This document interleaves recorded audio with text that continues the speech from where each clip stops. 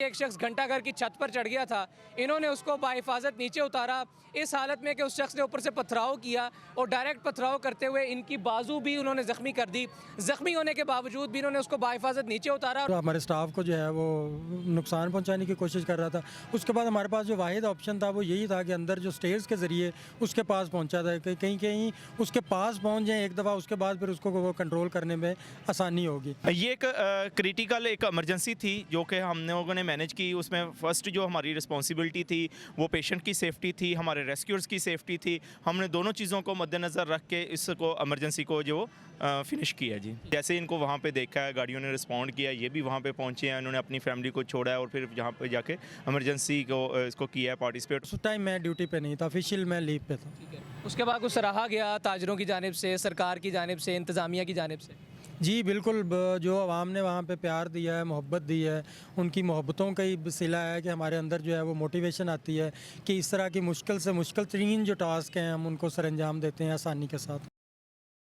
बिस्मिल्लाहिर्रहमानिर्रहीम, अस्सलामु अलैकुम। मैं हूं उमर चीमा और आप देख रहे हैं डिजिटल रंग। इस वक्त मेरे साथ जो शख्सियत मौजूद हैं ये वो शख्सियत हैं जिन्होंने आज से 2 दिन पहले वायरल होने वाली वीडियो में आप देख सकते हैं कि एक शख्स घंटाघर की छत पर चढ़ गया था। इन्होंने उसको बाहिफाजत नीचे उतारा इस हालत में कि उस शख्स ने ऊपर से पथराव किया और डायरेक्ट पथराव करते हुए इनकी बाजू भी उन्होंने ज़ख्मी कर दी। ज़ख्मी होने के बावजूद भी इन्होंने उसको बाहिफाजत नीचे उतारा और फिर जब नीचे उतारा तो जो आवाम मुश्तिल थी उस मुश्तिल आवाम को भी उन्होंने रोका और उसको शख्स को बिल्कुल बाहिफाजत तरीके से हवाला पुलिस किया। इनसे जानते हैं कि क्या सूरत हाल थी, किस तरह इत्तला मिली, किस तरह गए और अब क्या सूरत हाल है। अस्सलाम वालेकुम सर।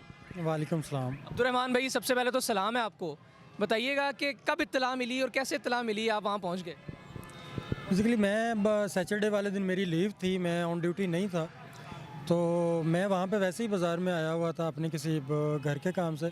तो जब मैंने वहाँ पे टीम को देखा है कि हमारी टीम वहाँ पे अप्रोच की है और वहाँ पे वो लड़का ऊपर चढ़ा हुआ है, तो फिर मैं टीम के साथ अटैच हुआ हूँ। तो उसके बाद हमने उसको उसके पास अप्रोच करने की, पहले बाहर से अप्रोच करते रहे हैं, एरियल प्लेटफॉर्म के ज़रिए हम उसके साथ पहुंचने की कोशिश की है पास, लेकिन इसके ज़रिए अप्रोच नहीं हुई। ऊपर से वो पत्थर फेंक रहा था और वो हमारे स्टाफ को जो है वो नुकसान पहुंचाने की कोशिश कर रहा था। उसके बाद हमारे पास जो वाहिद ऑप्शन था वो यही था कि अंदर जो स्टेयर्स के ज़रिए उसके पास पहुंचा था, कि कहीं कहीं उसके पास पहुंच जाए एक दफ़ा, उसके बाद फिर उसको वो कंट्रोल करने में आसानी होगी। यही हुआ कि हमने ऊपर फोर्सेबल एंट्री की। वहाँ पे ऊपर जो है वो जगह भी बहुत कंजस्टेड थी, कन्फाइंड स्पेस थी, लेकिन अल्लाह का शुक्र है हमारी पूरी टीम ने, अरसलान भाई ने, रफ़ाकत बेग साहब ने और फाज साहब ने, हमारे जो टीम लीडर थे, और एमरजेंसी डिस्ट्रिक्ट एमरजेंसी ऑफिसर इत्याम वाला साहब हमारे साथ ऑनलाइन थे, वो इंस्ट्रक्शंस जो है वो दे रहे थे। तो उनकी इंस्ट्रक्शंस की वजह से हमने ऊपर फोर्सेबल एंट्री की, ऊपर से रोशनदान हमने तोड़ा है, वहाँ से निकल के हम उसके पास पहुँचे हैं। और उसके बाद फिर आपने आगे जिस तरह। अच्छा, आप उस वक्त ऑन ड्यूटी भी नहीं थे, तो क्या सूरत हाल थी? मतलब आप फिर बग़ैर कपड़ों के, यानी इसके यूनिफॉर्म के बग़ैर आप वहाँ पर पहुँच गए? जी, मैं ऑन ड्यूटी नहीं था, मैं अपने किसी घर के काम के सिलसिले में वहाँ पे मौजूद था, तो इसलिए मैंने सिर्फ वो अपनी वो रिफ्लेक्टर वेस्ट ऊपर से पहनी, रेस्क्यू की, और वैसे ही जिस तरह मैं था, जिस पोजीशन में था उसी पोजीशन में मैंने अपने आप को टाई अप किया है। अपने महकमे की तरफ से कोई कॉल मौसूल हुई थी कि यार आप करीब ही कहीं मौजूद हैं तो ज़रा पहुँचें, फटाफट काम करें, या आपने खुद से जज्बा था कि यार मैं इधर मौजूद हूँ तो कर लूँ महकमे का काम? नहीं, हमारी ऐसे इसमें कोई महकमे की तरफ से नहीं मौसूल हुई थी कॉल, लेकिन हमारी जो है वो मेरी स्पेशली इसमें हाइट रेस्क्यू के रिलेटेड ट्रेनिंग्स भी हैं, तो इसलिए मैं खुद ही वहाँ पे जो ड्रामा लगा हुआ था मैं खुद वहाँ पे मौजूद था पहले ही, तो देख लिया था। मैं सिर्फ इंतज़ार कर रहा था कि रेस्क्यू टीम जो है वो पहुँच जाए और हम लोग सारे मिल के इस इंसिडेंट को कवर करने की। हालांकि आप ना भी कवर करते तो कोई मसला नहीं था। बिल्कुल, वो उस टाइम मैं ड्यूटी पे नहीं था, ऑफिशियल मैं लीव पे था। ठीक है। उसके बाद कुछ सराहा गया ताजरों की जानिब से, सरकार की जानिब से, इंतज़ामिया की जानिब से? जी बिल्कुल, जो आवाम ने वहाँ पे प्यार दिया है, मोहब्बत दी है, उनकी मोहब्बतों का ही सिला है कि हमारे अंदर जो है वो मोटिवेशन आती है कि इस तरह की मुश्किल से मुश्किल तरीन जो टास्क हैं हम उनको सरअंजाम देते हैं आसानी के साथ। फ़हद साहब हमारे साथ इस वक्त मौजूद हैं, सीनियर इंस्पेक्टर हैं और यकीनन इन्हीं की सारी टीम थी और इन्हीं के सरबराही थी। फ़हद साहब बताइएगा कैसा महसूस हुआ जब आपने देखा कि एक ऑफ ड्यूटी एहलकार जो है वो नज़र आ रहा है, वायरल वीडियो हो गई है? जी बड़ी खुशी होती है इस वक्त जब देखा है। वैसे भी हम लोग इमरजेंसी इंसेंटिव लेते हैं और हम लोग 24 आवर्स के मुलाजम होते हैं।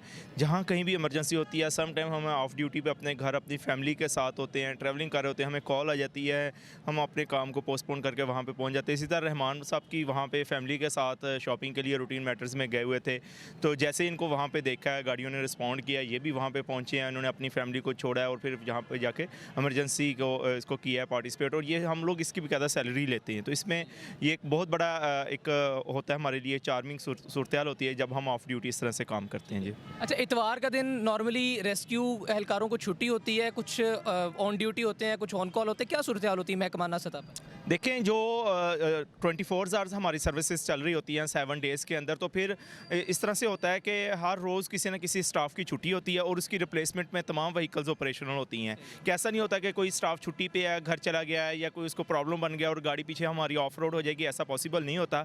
तो हम रूटीन में पूरा हफ्ता ही स्टाफ को एक ना एक दिन हम उनको ऑफ करवाते हैं और उसकी रिप्लेसमेंट में साथ ही आते हैं। जैसा कि आपने बात की संडे की, तो संडे को किसी की स्पेशल छुट्टी नहीं होती, सवाई जो एडमिनिस्ट्रेशन है या जो मैनेजमेंट के लोग हैं वो सिर्फ छुट्टी करते हैं। बाकी जो ऑपरेशनल स्टाफ होता है वो संडे को सारा मौजूद होता है अपनी ड्यूटी के ऊपर। और इसी तरीके से जब रहमान साहब लीव पे गए हैं, इनकी जो गाड़ी थी, जो व्हीकल के ऊपर इनके ड्यूटी थी, वहाँ पे स्टाफ ऑलरेडी मौजूद था।